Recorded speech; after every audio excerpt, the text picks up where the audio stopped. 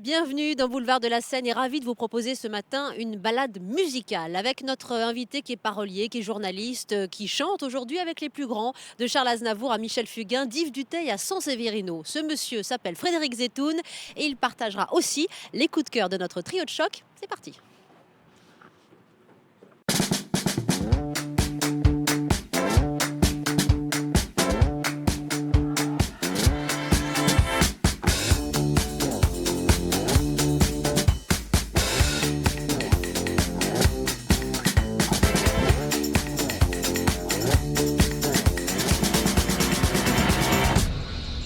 Bonjour à tous, bienvenue donc sur ce bateau le Jean Bruel. Certains sont à Cannes, nous sommes à Paris-Plage, chers amis, mais regardez comme le ciel est beau, comme la lumière est belle, grâce aux caméras de Karl Gross, grâce à ces drones aussi qui veillent sur le ciel de Paris et sur cette balade le long de la Seine. Avec notre invité qui a pris place ici, parce que je vous le disais, on va conjuguer cette émission en musique. Bonjour Frédéric Zetoun. Bonjour. Je suis ravie de vous accueillir sur ce Jean Bruel, fondateur de la compagnie des bateaux-mouches, il y a 70 ans. Ce bateau porte le nom de ce monsieur. Un lien de parenté avec Patrick Bruel? Je ne crois pas, mais pour le journaliste musical, évidemment, ça va de soi. D'ailleurs, si je vous demande une chanson comme ça qui vous vient à l'esprit lorsque l'on est dans un décor flottant comme celui-ci. Une chanson qui, fin des années 60, Guy Bontempelli, quand je vois passer un bateau.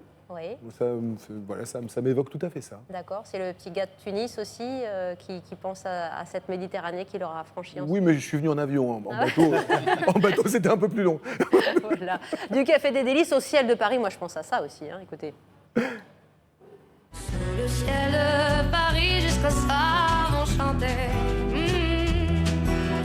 l'hymne d'un peuple épris de sa vieille cité.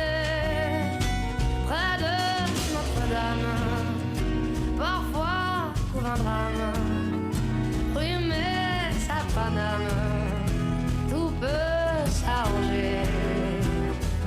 Quelques rayons de ciel d'été, l'accordéon d'un marinier. Eh oui, près de Notre-Dame qu'on ne va pas tutoyer aujourd'hui, on va du côté de la Tour Eiffel, mais quelle voix en effet, Zaz, voilà, ça fait partie des voix qui émaillent votre existence et que vous suivez ces artistes régulièrement. Oui, Zaz, j'ai eu la chance d'écrire une chanson pour elle.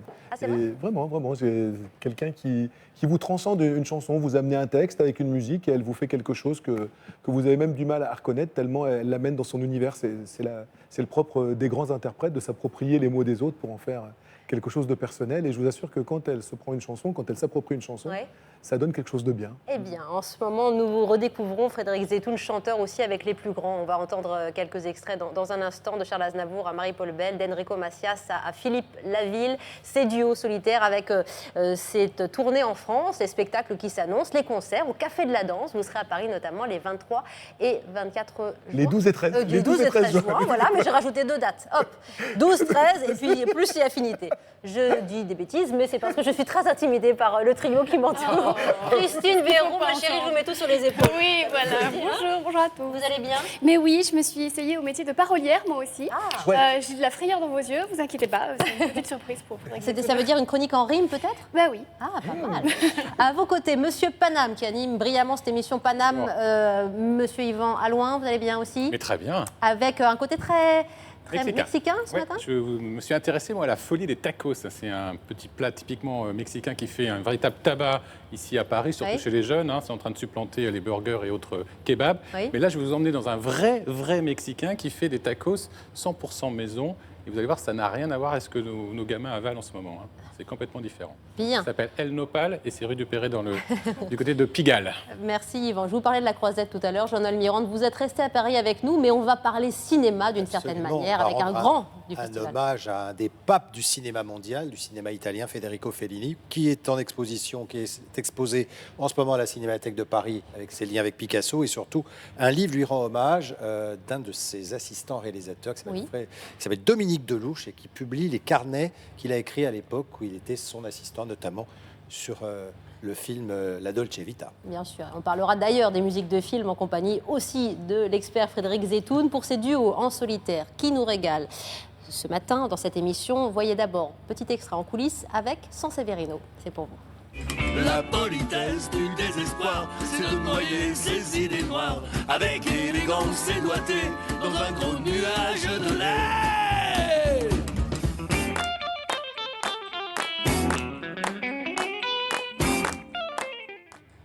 J'aime bien ces petites coulisses. Alors, c'est extrait de votre PK que vous pouvez retrouver sur Internet. On comprend aussi les secrets de fabrication, Oui. la bonne humeur et la bienveillance qui a entouré vraiment cet album de duo, Frédéric. C'est vrai que ça s'est fait, alors généralement, et tout le monde dit ça s'est fait de façon facile, dans la bonne humeur. Là, c'est vrai. Honnêtement, il y a peu de gens qui nous ont dit non, il y en a même très très peu. Tous les gens qu'on a appelés, alors, soit parce qu'ils avaient fait la musique de la chanson, soit parce que je les connaissais. Par que exemple, j'avais- qui a fait la musique pour cette chanson? Et Charles Aznavour a fait la mélodie de Bien au contraire. Michel Fugain a fait la mélodie de Je ne les aime pas. Oui. Qui y a d'autres encore dans l'album? Marie-Paul Bell Oui. a fait la musique du Monsieur et de la télé. Puis pour les autres, c'était des gens avec lesquels soit j'avais travaillé, comme Enrico Macias, pour que j'avais eu le bonheur d'écrire, soit des gens que j'avais envie de rencontrer depuis longtemps, ou que j'avais rencontrés en tant que chroniqueur. Et je les ai appelés tout naturellement en leur demandant s'ils avaient envie de venir. Et franchement, ça s'est fait comme vous le voyez, dans la joie et la bonne humeur. Ah oui, parce que les téléspectateurs de France Télévisions ont la chance de vous connaître depuis 21 ans maintenant. C'est au programme, vous avez fait la première émission de Sophie Davant. Oui, dont vous êtes d'ailleurs assez le 8 triste qu'elle septembre, s'arrête. le 8 septembre 1998, effectivement. Oui. Et puis Télématin, Télématin, voilà, depuis, autre émission culte de France 2, pour laquelle vous avez fait des centaines de reportages, Oui. côté scène, côté coulisses. Il y a un homme qui a beaucoup compté pour vous et que vous connaissez, Jean-Noël aussi, dans ce parcours et dans cet album, c'est Gérard Davoust. Vous Et en Gérard parlez un peu. Davoust, sans lui, cet album n'existerait pas, je ne serais pas là non Qui est plus. un producteur aussi. Qui est un producteur, qui a été l'associé et surtout l'ami de Charles Aznavour, qui a été, et lui a l'habitude de dire dans son ombre, mais c'était vraiment dans le soleil de Charles Aznavour durant 46 ans, et qui édite mes chansons depuis toujours. Et là, c'est lui qui a été à l'initiative de cet album, et comme Gérard Davoust, lorsqu'il dit qu'il va faire quelque chose, il le fait jusqu'au bout, voilà, il est là et bien là. Et il y a cette chanson magnifique, on va entendre un extrait tout de suite, cette chanson avec Charles Aznavour, bien au contraire. Paroles Frédéric Zetoun, musique du grand maître. C'est un cadeau, je crois qu'il vous a fait à vie et vous pensez évidemment à lui aujourd'hui quand vous la chantez. Écoutez et regardez. Et plus jamais, plus jamais, seule l'absence ne meurt jamais. Et tout le temps qui passe ne fait rien à l'affaire. Bien au contraire, bien au contraire, bien au contraire, bien au contraire.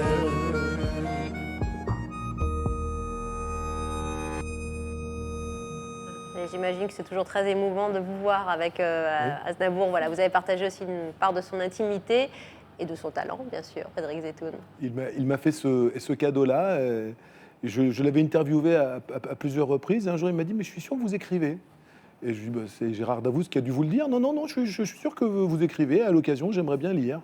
Et Gérard lui a fait passer quelques textes, dont ce texte-là qu'il m'a fait l'amitié de mettre en musique. Et c'était déjà un véritable cadeau. Et je chantais cette chanson sur scène. Et lorsque Gérard lui a demandé, voilà, on va faire un album de duo avec Fred, est-ce que vous accepteriez de chanter? Il avait dit oui, si vous venez m'enregistrer chez moi. Et c'était au mois de mai 2018. Nous sommes allés chez lui à Mauriès. Il a chanté en une prise. Il a chanté avec cette émotion, avec cette voix qui n'appartient qu'à lui. Et on est reparti. Et il m'a dit, je pense que ça va vous porter chance. Et en tout cas, ça... C'est un vrai cadeau de la vie, c'est une vraie chouette rencontre. Et c'est un album auréolé aussi du talent et des mots de Charles Aznavour et c'est vraiment un album délicieux que j'ai pris un grand plaisir à écouter, duo en solitaire avec, pour les Parisiens que vous êtes, chers amis, peut-être les 12 et 13 juin au Café de la Danse, ce spectacle et ses concerts. Alors j'aimerais qu'on aille du côté de Cannes quelques instants, Jean-Noël Mirande. Je mets cette parenthèse un peu cinématographique en tête de votre chronique et de votre coup de cœur aujourd'hui parce qu'évidemment Fellini, la Dolce Vita, Cannes aussi nous plonge dans un passé italien très Absolument. fort qui est au cœur de ce Et puis livre. c'est vraiment une mythologie du cinéma. Et on parle de chansons, on parle de musique aussi, la musique de Nino Rota qui a imprimé et qui reste dans tous les esprits lorsqu'on pense à Fellini, lorsqu'on pense en effet à la Strada, à la Dolce Vita, à 8 et demi, enfin à d'autres films. Alors, ce qui est magnifique, c'est la rencontre entre un jeune homme de 23 ans en 1954. On était à la Mostra de Venise. Dominique Delouche a 23 ans, il était étudiant en cinéma. Et le film La Strada, qui sera un succès mondial, à ce moment-là, est complètement rejeté par la critique. Ce jeune homme se présente devant Fellini et naît une histoire d'amitié. 6 mois après, le jeune homme rentre à Paris Fellini le rappelle et lui demande d'être son assistant. Ce jeune homme, c'est Dominique Delouche, qui est aussi un réalisateur qui a beaucoup filmé la danse. Et il y a une intimité qui se crée sur plusieurs films. Il a la bonne idée, ce Dominique Delouche, d'écrire, de prendre des notes pendant les tournages, qui fait que sa mémoire est très précise. Et il publie aujourd'hui 6 ans avec le maestro Federico Fellini, de 1954 à 1960, toutes les notes qu'il a prises au moment de ces tournages. Ça donne une rencontre magnifique. Et puis surtout, en ce moment, il y a cette exposition entre l'amitié entre Picasso et Fellini à la Cinémathèque de Paris. Tout ça donne quelque chose de magique. Alors c'est vrai que ça nous plonge beaucoup dans le temps, en arrière, mais ça reste Dans le temps jadis, comme on dit. présent, du temps jadis. Mais ça reste quand même l'actualité, parce que Fellini, c'est indémodable. Et puis rentrer dans l'intimité de Fellini, c'est magnifique et c'est humain. Rencontre à la Cinémathèque de Paris avec Dominique Delouche.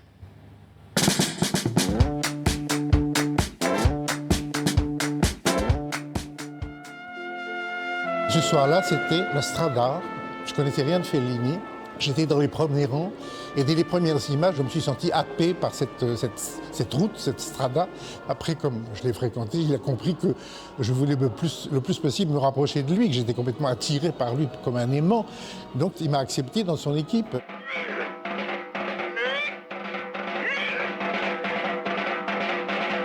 Il avait le don de séduire toute son équipe. C'est-à-dire que chacun croyait qu'il avait un coupe-fil spécial avec lui. Il y avait à côté cour de Louis XIV, c'était l'astre, puis nous on était les satellites qui tournoyaient autour, comme ça, dans l'enchantement. On avait tous, et moi encore plus, le sentiment de vivre quelque chose d'important. Moi je savais que chaque journée apportait une pierre à un chef-d'œuvre. Ça c'est la Dolce Vita. Vous voyez, il a souffert, hein, il a travaillé. Hein. Il travaillait très lentement, mais ça ne créait pas du tout ce stress que la perte de temps crée en général au cinéma, parce qu'il y a le producteur qui est là, même si on ne le voit pas, qui fait comprendre que la minute compte cher, etc. J'ai gardé une grande mémoire de ce passé lointain. Il y avait un côté un peu harem aussi, vous voyez. C'était un peu oriental, très voluptueux. Et j'en ai un très bon souvenir, la preuve. C'est beau de se souvenir, Wendy. Hein. Ben oui, il faut prendre des notes aussi pour ça, des fois. En tout cas, un très Il a beau raison. livre qui paraît aux éditions La Tour Verte. Federico Fellini, 6 ans avec le maestro. Et puisqu'on est en plein festival de Cannes, il y a un autre livre dont je voulais vraiment dire un mot. C'est une actrice qui s'appelle Annabella, que vous avez peut-être vue au cinéma, dans des films comme je suis tellement ému que j'ai un trou de mémoire, L'Hôtel du Nord avec Arletty, ou La Bandera de Julien Duvivier. C'est les années 30. Elle a épousé aux États-Unis Tyrone Power.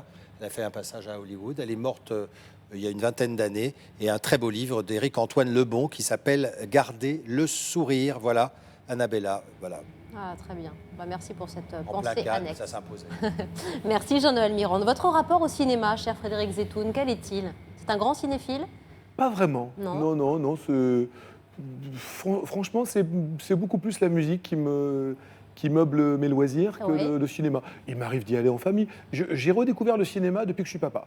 En fait, aller voir des films pour enfants, pas tant pour voir le film, mais pour les voir dans les yeux de mon petit garçon.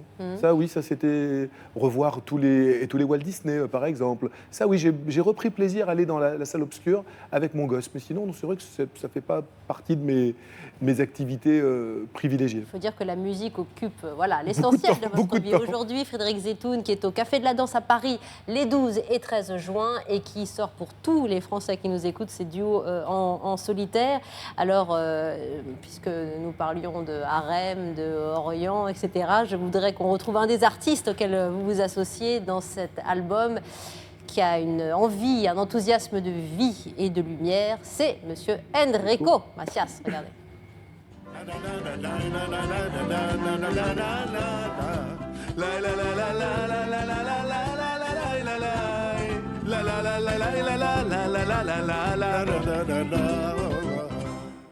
Oui, évidemment, Oui, on n'est pas paroles. que dans le la-la-la. Hein. Il y a d'autres paroles.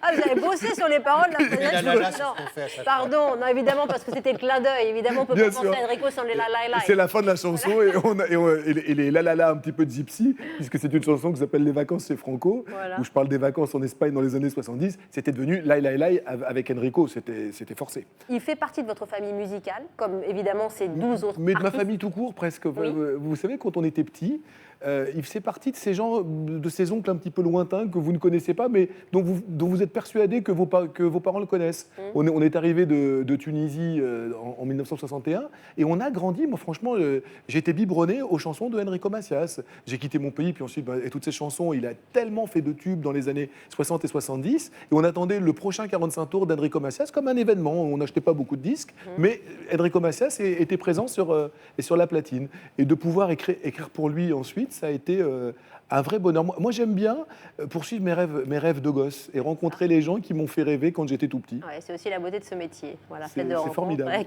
qui enivre aussi. Je ne sais plus dans quelle interview je vous ai lu et vous disiez combien les restaurants sont importants dans la vie, mais dans la vie des chansons aussi et des chanteurs aussi. Combien d'œuvres ont été écrites sur un coin de table quand Bien même. sûr, Vous avez des anecdotes comme ça? Mélissa de Julien Clerc. Oui. Tout est né. Alors, elle n'a pas été écrite sur un coin de table, mais le rendez-vous a été pris entre David McNeil et Julien Clerc au restaurant.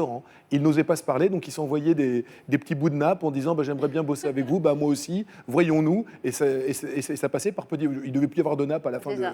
à la fin du Des repas. chansons qui ont été écrites sur les nappes, Charles vraiment? Des chansons qui ont été écrites sur les nappes, là, tout de suite, j'en vois pas tout de suite. Mais Charles Trenet, je ne sais plus si c'est quelle chanson c'est. mais Charles Trenet a commencé Il a commencé sur une nappe, oui. Ouais. Bah, en puis, tout cas, il y a beaucoup voilà. de rencontres qui se font au C'est resto. ça, parce que ce sont aussi des artistes très gourmands hein, qui aiment Et puis- réconcilier leur passion Et aussi puis les autour chansons, de c'est bons- la rencontre entre un auteur et un compositeur. Et autour d'une table, c'est toujours beaucoup plus facile de faire connaissance. Tout ça pour vous dire que toutes les adresses dans lesquelles vous nous emmenez, mon cher Yvan Alouin, On peut peuvent écrire une être chanson. Ah oui. sujets voilà, à des inspirations diverses et variées. Alors là, c'est très mexicain hein, pour Ouais, le choix avec d'aujourd'hui. une bonne cerveza, on peut vous écrire une belle chanson. Ouais. Oui, je vais vous emmener manger un plat typiquement mexicain que tous les ados connaissent en ce moment, c'est le tacos. Alors c'est un plat évidemment mondialement connu. Voilà, il y a plein de tacos qui ouvrent un peu partout en France. C'est pas les meilleurs. Généralement, ils ouvrent à la sortie des collèges et des lycées. Hein, Ouais, en face ils ont de... flairé le marché. Ouais, ils ont flairé le marché. Là, on y mange des tacos qui sont loin de la recette originelle. Moi, je vais vous emmener dans un restaurant mexicain à Paris qui propose une vraie cuisine mexicaine et qui propose des vrais tacos comme là-bas. Ça s'appelle chez El Nopal, c'est rue du Perret, du côté de Pigalle. Regardez, c'est vraiment autre chose.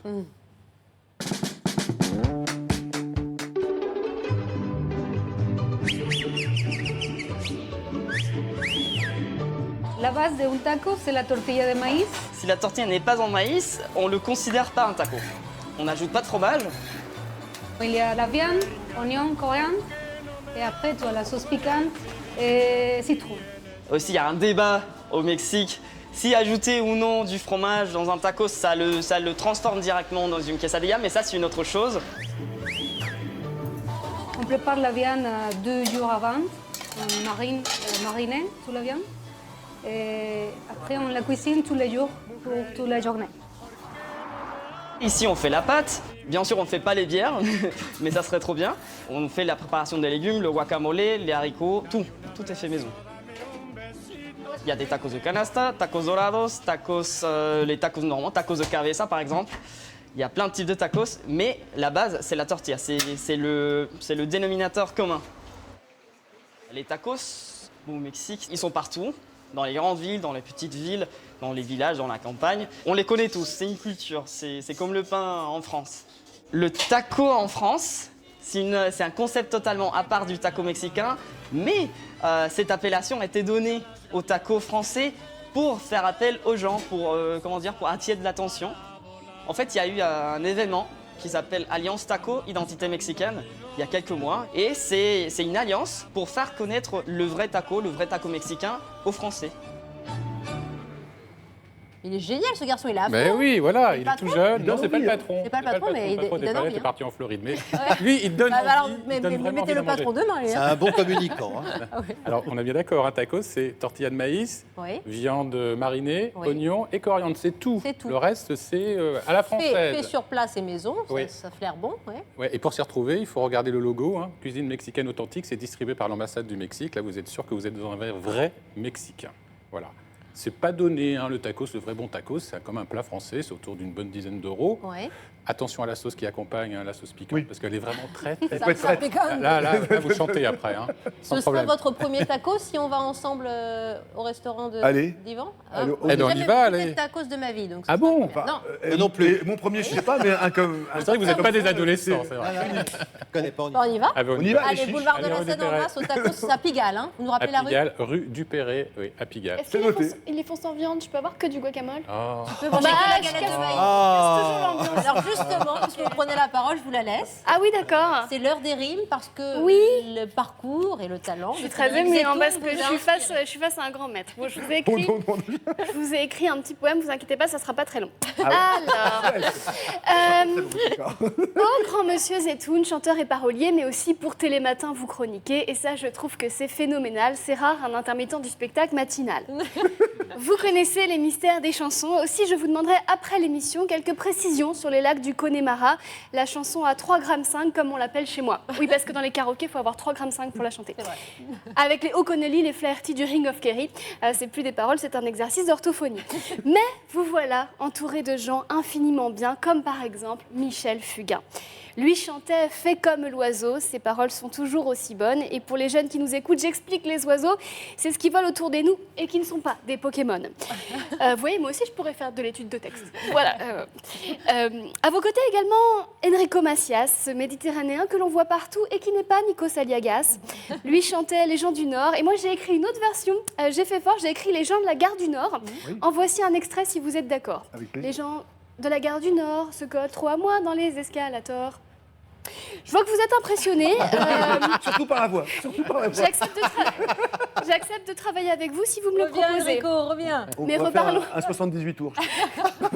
On ralentit. Mais reparlons de vos amis, parmi lesquels Laurent Voulzy, dont les paroles ne sont pas tristes, mais principalement composées de listes. Belle-Île-en-Mer, c'est une liste d'îles, je la connais par cœur. Il chante aussi une liste de plantes, c'est le pouvoir des fleurs. Pour suivre son exemple, j'ai composé à mon tour une chanson sans complexe dans laquelle j'énumère la liste de mes ex. Mais du coup, j'ai un souci, ça fait une chanson qui ne dure que 8 secondes et demie. C'est là que j'ai réalisé que parolier, c'est un métier. Aujourd'hui, on a de la chance d'avoir le grand Frédéric Zetoun. Je vais donc retourner à mon métier de clown. Hâte de vous écouter aux côtés de Linda Lemay, Yves Duteil, Sainte-Sévérino, Charles Aznavour, Philippe Laville, Manu Dibango. Voilà, c'est la fin de mon pastiche. Sachez que je suis très fière de partager avec vous cette péniche. Alors, je commence quand? Bah, le 12. Eh ben, très bien, parfait. Au café. Café de la danse. Attends. Je vous attends. Et mon contrat? Bah, écrire avec vous je l'ai dans la boîte à gants. On y va après. Merci, mademoiselle Christine. Merci. Merci. Parolière du futur. Vous attendiez un extrait avec Yves Duteil? Oui, On s'il a vous reçu il y a plaît. quelques semaines ici qui est un être magnifique. Oui, oui, Eh oui, bien, oui. voici pour vous. Non, je n'ai rien gardé de mes années d'école. Des cocottes en papier et des craies qui s'envolent. Tous les jolis cahiers, toutes mes belles images, souvenirs désuets du temps où j'étais sage. Ça te va, Yves? Ah, moi, ça me va.